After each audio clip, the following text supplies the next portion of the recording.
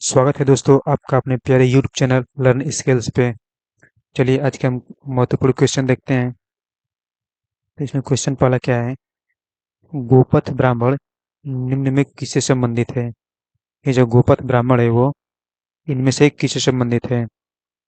यजुर्वेद से, सामवेद से, अथर्ववेद से या फिर ऋग्वेद से? तो गोपथ ब्राह्मण ये अथर्ववेद का ब्राह्मण ग्रंथ है। इसका आंसर हो जाएगा ऑप्शन सी। बात करें यजुर्वेद की, यजुर्वेद के कौन कौन से ब्राह्मण ग्रंथ हैं? तो यजुर्वेद के दो ब्राह्मण ग्रंथ हैं, शतपथ एवं तैत्तिरीय। कौन कौन से हैं? तो शतपथ एवं तैत्तिरीय। शतपथ एवं तैत्तिरीय, ये जो यजुर्वेद के ब्राह्मण ग्रंथ हैं। बात करें सामवेद की, तो सामवेद के एक एक ब्राह्मण ग्रंथ है जिसका नाम है पंचविश, और इसे तांडे के नाम से भी जाना जाता है। इसे तांडे के नाम से भी जाना जाता है। बात करें ऋग्वेद की, तो इसमें कितने ब्राह्मण ग्रंथ आते हैं? तो इसमें दो ब्राह्मण ग्रंथ आते हैं। कौन कौन से? ऐतरेय और कौशिकी। कौन कौन से आते हैं? ऐतरेय और क्या था है? कौशिकी। कौशिकी। चलिए बड़ा क्वेश्चन देखते हैं। नयनार कौन था? वैष्णव धर्मानुयायी, शैव धर्मानुयायी, शाक्त या फिर सूर्योपासक? तो नयनार किसे कहा जाता था? जो दक्षिण भारत के लोग थे और वो भगवान शिव की आराधना करते थे। यानी पूर्व मध्यकाल में जो दक्षिण भारत के लोग थे वो शिव की उपासना करते थे। पूर्व मध्यकाल में शिव की उपासना करने वाले लोग को नयनार कहा गया। शिव की उपासना करने वाले को नयनार कहा गया। एक आते थे अलवार। जो अलवार थे वो किसकी उपासना करते थे? तो वो विष्णु की उपासना करते थे। वो भगवान विष्णु की उपासना करते थे। भगवान विष्णु की उपासना करने वालों को क्या क्या क्या? अलवार। नयनार की संख्या कितनी मानी जाती है? तो इनकी संख्या मानी जाती है लगभग 63। नयनार की संख्या 63 मानी जाती है, बल्कि अलवार की संख्या मानी जाती है 12। अलवार की संख्या मानी जाती है 12। तो नयनार कौन था? तो वो था शैव शैव धर्मानुयायी, यानी ऑप्शन बी। ये शिव का उपासक थे ये लोग। जो नयनार थे वो शिव के उपासक थे। तो फ्रेंड्स अगला क्वेश्चन देखते हैं। वल्लभी विश्वविद्यालय निम्न में कहाँ स्थित था? बिहार में, गुजरात में, बंगाल में या फिर उत्तर प्रदेश में? तो वो स्थित था गुजरात में, यानी ऑप्शन डी। जो वल्लभी विश्वविद्यालय है वो गुजरात में स्थित था। चलिए अगला क्वेश्चन देखते हैं। सप्तपर्णी गुफा निम्नलिखित में कहाँ स्थित है? जो सप्तपर्णी गुफा है वो निम्न में कहाँ स्थित है? सांची में, नालंदा में, राजगिरी में या फिर पावापुर में? तो इसका सेंस हो जाएगा राजगिरी में, नहीं, जो कि बिहार में पड़ता है। सप्तपर्णी गुफा कहाँ स्थित है? तो स्थित है बिहार के राजगिरी में। इसकी स्थापना कब हुई, कब की गई थी? तो की गई थी 483 ईसा पूर्व में। कब की गई थी? 483 ईसा पूर्व में। ये किसके शासनकाल में हुई थी? तो हुई थी अजात शत्रु के शासनकाल में। किसके शासनकाल में? बात करें शासनकाल की, किसके शासनकाल में हुई थी? तो हुई थी अजात शत्रु के शासनकाल में। अजात शत्रु के शासनकाल में हुई थी। चलिए फिर से अगला क्वेश्चन देखते हैं। इसकी बात करें इसकी अध्यक्षता की, तो इसकी अध्यक्षता किसने की थी? जो की थी महाकश्यप ने। अध्यक्षता किसने की थी? महाकश्यप ने। महाकश्यप ने। चलिए अगला क्वेश्चन देखते हैं। द्वार समुद्र किस राजवंश की राजधानी थी? गंग की, काकतीय की, होयसल की या फिर कदम्ब की? तो इसका सही आंसर हो जाएगा ऑप्शन सी, यानी होयसल की। जो द्वार समुद्र है वो होयसल राजवंश की राजधानी थी। यहाँ पर दिया है गंग। तो गंग किस राजवंश की राजधानी थी? तो गंग वर्तमान के कोलार राजवंश की राजधानी थी। वर्तमान का कोलार। इसका पूरा नाम क्या था? तो उसका नाम था तलकाड। इसका नाम तलकाड, तलकाड या फिर कोलार के नाम से जाना जाता था। तलकाड या कुहलाल। यहाँ पर दिया है काकतीय। काकतीय किस राजवंश की राजधानी थी? तो काकतीय वर्तमान के वारंगल की। काकतीय थी वर्तमान के वारंगल की। वर्तमान के वारंगल राजवंश की राजधानी थी। यहाँ पर एक आता है कदम्ब। ये किस राजवंश की राजधानी थी? तो कदम्ब बनवासी राजवंश की राजधानी थी। कदम्ब इसकी बनवासी राजवंश की राजधानी थी। जो अगला क्वेश्चन देखते हैं अब। महाभारत मूलतः किस रूप में जानी जाती थी? जो महाभारत है उसे मूलतः किस रूप में जाना जाता था? बृहद कथा, ब्राह्मण, बृहद संहिता या फिर जय संहिता? तो इसको जाना जाता था जय संहिता के नाम से, यानी ऑप्शन डी। महाभारत को मूलतः जन संहिता के नाम से जाना जाता था। इसकी रचना किसने की थी? महाभारत की रचना किसने की थी? महाभारत की रचना किसने की थी? तो की थी वेद व्यास ने। महाभारत की रचना किसने की थी? तो की थी वेद व्यास ने। वेद व्यास ने। इसमें पहले 8,800 श्लोक थे, यानी पहले श्लोक पहले श्लोक कितने थे? पहले श्लोक थे 8,800। तब उसका नाम क्या था? जय संहिता। तब इसका नाम था जय संहिता। ये शुरू में, जब शुरू में इसमें 8,800 श्लोक थे तब उसे जय संहिता के नाम से जाना जाता था। बाद में फिर इसमें श्लोक बढ़कर 24,000 हो गए, यानी दूसरी बारी कितने श्लोक हो गए? तो हो गए 24,000। तब उसका नाम क्या पड़ा? उसका नाम पड़ गया भारत। तब उसका नाम पड़ा भारत। जब तीसरी बार जब इसमें 1 लाख श्लोक हो गए, नहीं, तीसरी बार जब 1 लाख श्लोक हो गए, 1 लाख श्लोक हो गए, तब इसका नाम पड़ गया महाभारत। तब इसका नाम पड़ गया महाभारत। यह लगभग 18 पर्वों में विभक्त है। ये जो महाभारत है वो 18 पर्वों में विभक्त है। 18 पर्वों में बटा हुआ है। 18 पर्वों में विभक्त है। तो अगला क्वेश्चन देखते हैं। किस अभिलेख से ज्ञात होता है कि स्कंदगुप्त ने हूणों को पराजित किया था? इनमें से किस अभिलेख से ज्ञात होता है कि जो स्कंदगुप्त था वो हूणों को पराजित किया था? भीतरी स्तंभ लेख से, इलाहाबाद स्तंभ लेख से, मंदसौर अभिलेख से या फिर उदयगिरी अभिलेख से? तो इसका सही आंसर हो जाएगा भीतरी अभिलेख से। भीतरी स्तंभ अभिलेख से। फ्रेंड्स, ये कहाँ पड़ता है? तो ये पड़ता है गाजीपुर जिले के।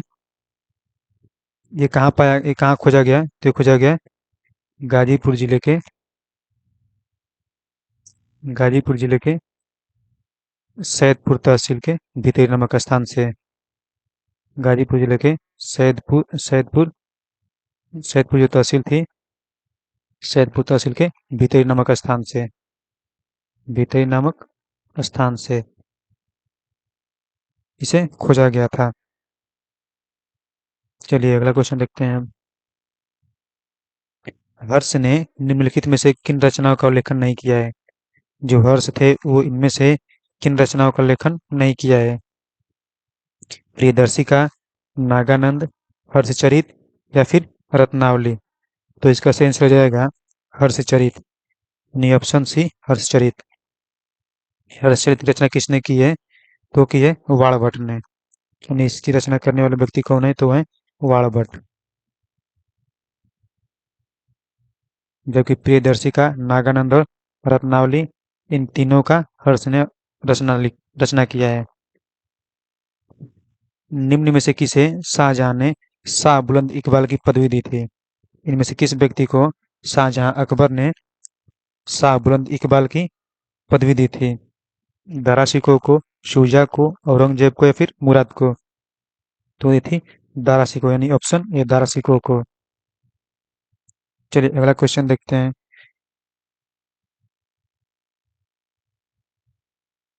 रोलेट एक्ट किस वायसराय के काल में पारित हुआ था? जो रोलेट एक्ट है वो इनमें से किस वायसराय के शासनकाल में पारित हुआ था? तो वह था लॉर्ड चेम्सफोर्ड के शासनकाल में, यानी ऑप्शन सी लॉर्ड चेम्सफोर्ड के शासनकाल में। इसका शासनकाल कब से कब तक था? तो इसका शासनकाल था 1916 से 1921 तक। 1916 से 1921 तक। ये कब पारित किया गया? तो ये किया गया 1919 में। ये पारित किया गया 1919 ईस्वी में। चलिए अगला क्वेश्चन देखते हैं अब। भारतीय स्वतंत्रता अधिनियम 1947 कब प्रभावी हुआ? जो भारतीय स्वतंत्रता अधिनियम 1947 था वो कब प्रभावी हुआ? तो वह था 18 जुलाई 1947, यानी ऑप्शन सी, 18 जुलाई 1947 ईस्वी को प्रभावी हुआ था। चलिए अगला क्वेश्चन देखते हैं। ब्रिटिश वस्तुओं के बहिष्कार को राष्ट्रीय नीति के रूप में कब अपनाया गया? जो ब्रिटिश वस्तुएं थी उसको बहिष्कार कर राष्ट्रीय नीति को कब अपनाया गया? वर्ष 1899 में, वर्ष 1901 में, वर्ष 1903 में, या फिर वर्ष 1905 में? तो अपनाया गया 1905 में, यानी ऑप्शन डी, 1905 ईस्वी में। वर्ष 1905 में बंगाल का विभाजन हुआ था, यानी बंगाल का विभाजन भी 1905 ईस्वी में हुआ था। बंगाल का विभाजन तो हुआ था 1905 ईस्वी में।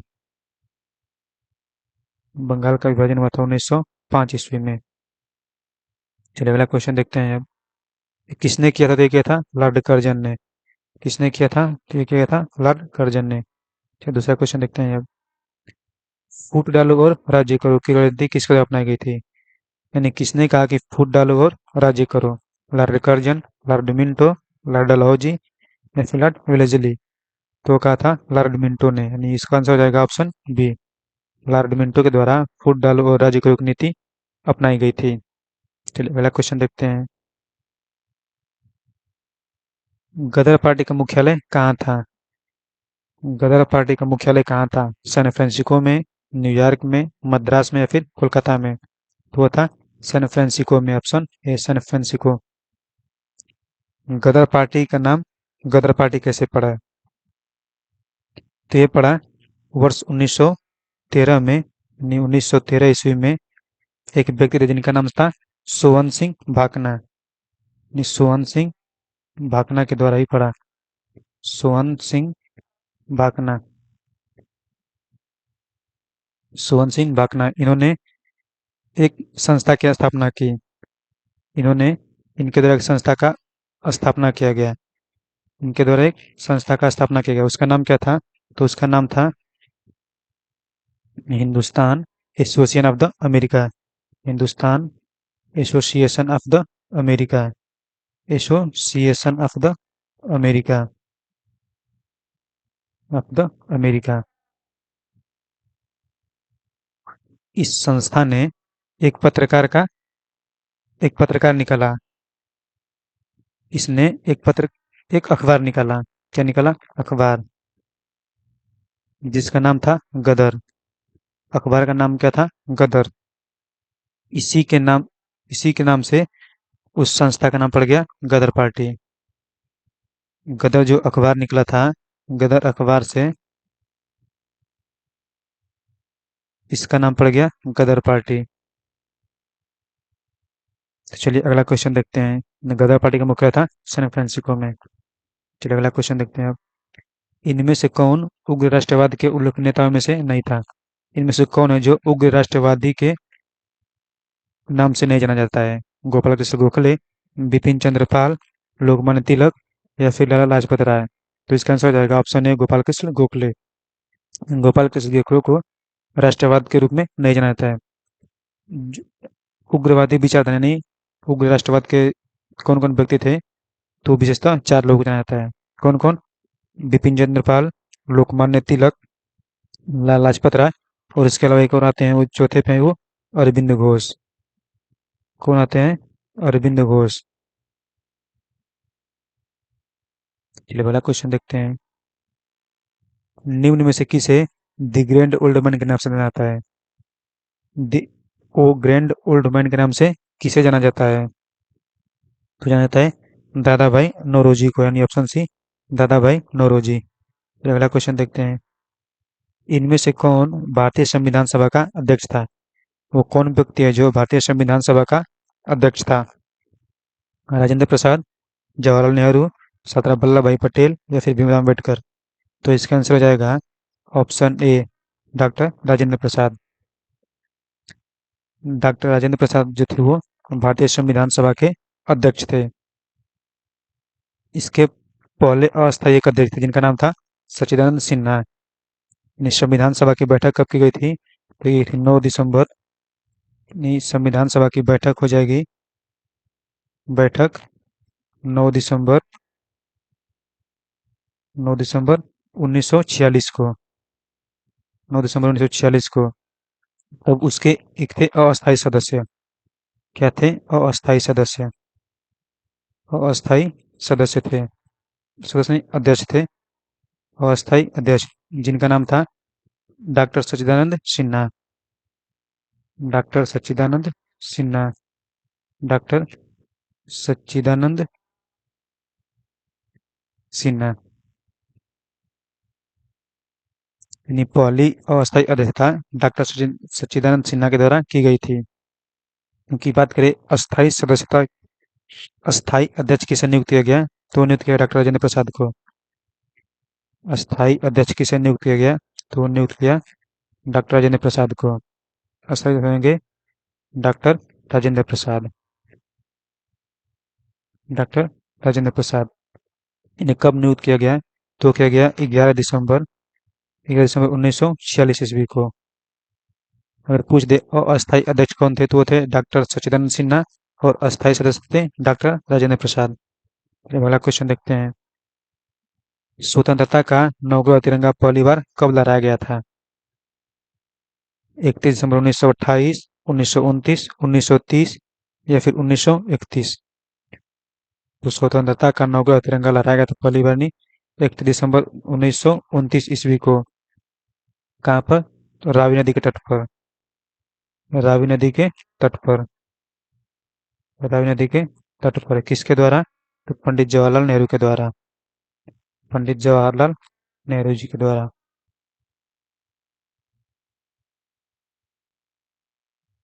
चलिए अगला क्वेश्चन देखते हैं, और आज का आखिरी क्वेश्चन है। भूदान आंदोलन का प्रारंभ सर्वप्रथम किस राज्य में हुआ था? जो भूदान आंदोलन का प्रारंभ वो निम्न में से किस राज्य में हुआ था? तेलंगाना में, कर्नाटक में, तमिलनाडु में या फिर उत्तर प्रदेश में। तो इसका आंसर हो जाएगा ऑप्शन ए, तेलंगाना। भूदान आंदोलन का प्रारंभ सर्वप्रथम तेलंगाना राज्य में हुआ था। किसने किया था? तो इस आंदोलन का प्रारंभ किसने किया था? तो किया था विनोबा भावे ने। विनोबा भावे ने। कब किया था? तो किया था 1951 ईस्वी में। 1951 ईस्वी में। ये तेलंगाना के किस गांव से? तो उस गांव का नाम था पोचमपल्ली। उस गांव का नाम था पोचमपल्ली।